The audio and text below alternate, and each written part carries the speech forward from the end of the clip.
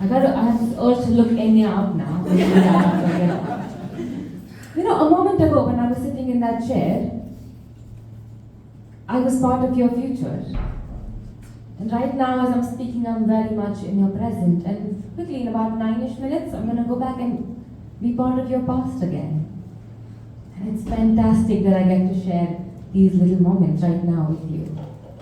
I'm going to ask you to lean in a little bit, and I promise to lean in a little bit more. When I was thinking of all the things I wanted my story to be tonight, the word that stuck with me was the word sincere. And I was thinking of where the word sincere comes from. It's actually classic Latin, no surprises. It's sin and cera. So sin is Latin for sans or without. And cera, also the root of ceramic, is wax. Why do I want my story to be without wax? What do you think? Well, again, the Greeks, no surprises. Well, there used to be sculptors, and they used to typically sculpt things out of a big marble block or a stone block. And if you, while sculpting, chipped off a little bit extra, typically what you would do is just put on some wax. No one has to see that. But if a sculptor did not put some wax, it was called without wax, or sincera, or sincere. Now for all of you who've signed it, saying yours sincerely, now this could be about the skill of the sculptor as well, but I'm going the other route, and I'm saying, I promise there's no wax here. Something's chipped, just deal with it. Also, just to say, today is 15th of August, which is also the Indian Independence Day. It's the most widely celebrated holiday across the world, the only one we all celebrate together. They did unite in some ways, I guess. Recently, I've also noticed that my dreams have started to change. Things I used to dream for. Well, you know, the classic, I want to be important, I want to be loved, I want to belong. All of them still hold, but they're changing. I used to want to be very important. Now I more or less want to be alive and free and happy.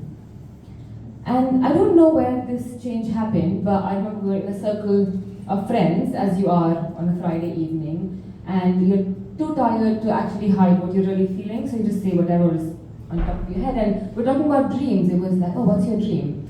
And someone said to do a handstand. And somebody else said, what's your dream? I think there was lots of paragliding involved.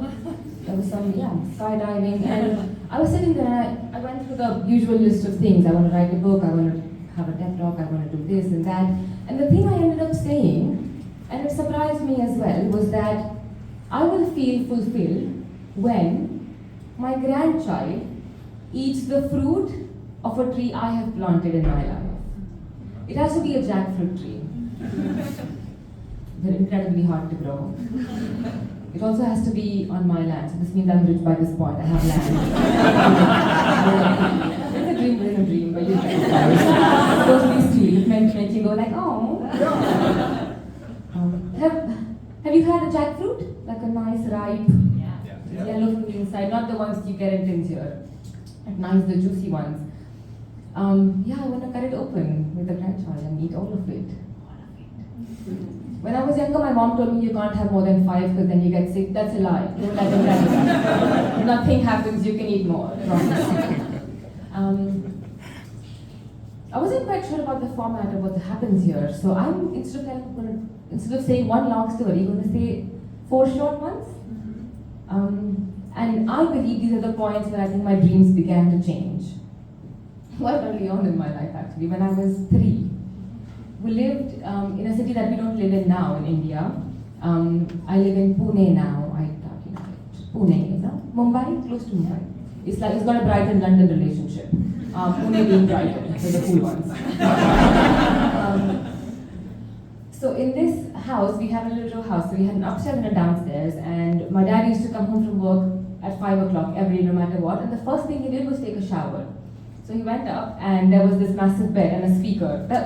The only piece of furniture I remember in that room is those 2 things. And he would say, Mansi, I'm going to play some music, and you dance in the bed, okay? I'm going to take a shower, but make sure to keep dancing because that's what the water in the shower depends upon. So if you stop dancing, I have to be on Soapy. I took that job very, very seriously. I think it's the most important I have felt in my whole life. And I danced. And I still dance, but it's just not the same, knowing that no one's shower depends on it. Like, I'm in a club and I'm no. That's going to feel that important. The second time was, I have a little sister. She's about this big. She's 18 now, whatever, she's just big in my head. And so obviously when you're a baby on your back, and the first time she flipped over, it was I think early morning around 8 o'clock, and that was the same time that my school bus comes to pick me up. And if there's one thing you should know about Indian school buses is that they do not give a damn. They will leave you. But there's a bit of a nuance. There's two kinds of buses. There's a school bus, which is affiliated to the school, so they're answerable to someone. And then there's other category of buses, which is the private bus.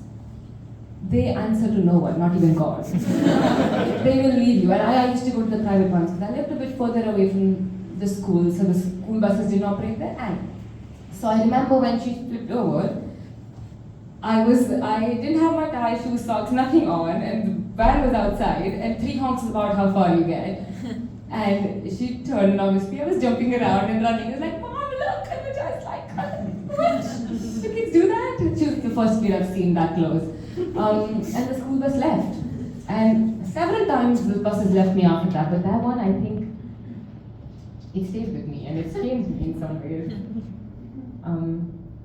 The third time was, we don't live with our grandparents, so I live in the city and they're back in the town, but whenever we went to visit them, as most grandfathers do, he would spoil us with like a candy from the store outside, and we would get one when you're younger, this is quite a big size, so this size of a candy, I think it was called pork, and you would get it for 5 rupees, which is about 5 pence, and we would get the candy and have a little walk and come outside the house, and he would say, don't tell your mom that I got you this.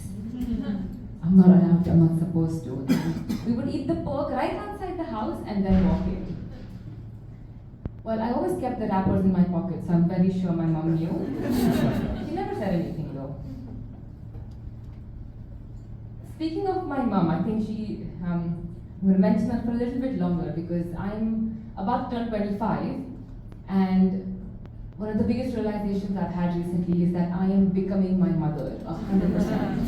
100%.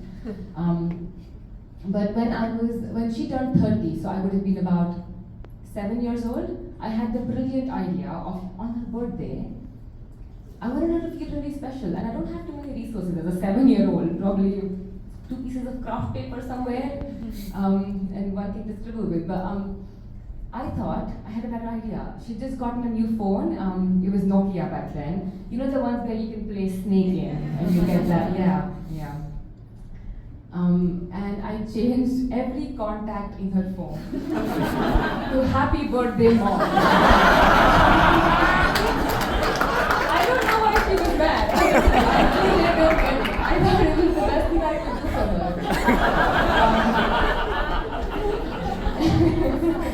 Let's just say she wasn't very happy. And on her 31st birthday, she made sure she knew what she was getting before the day. But when I dream of where I want to be, who I want to be, in my dreams, my sister's crawling on her 4 feet, my dad's taking a shower, my mom's not mad at me. That's the realistic dream I can have. My grandfather's giving me some chocolates, and that's what my dreams are made of now.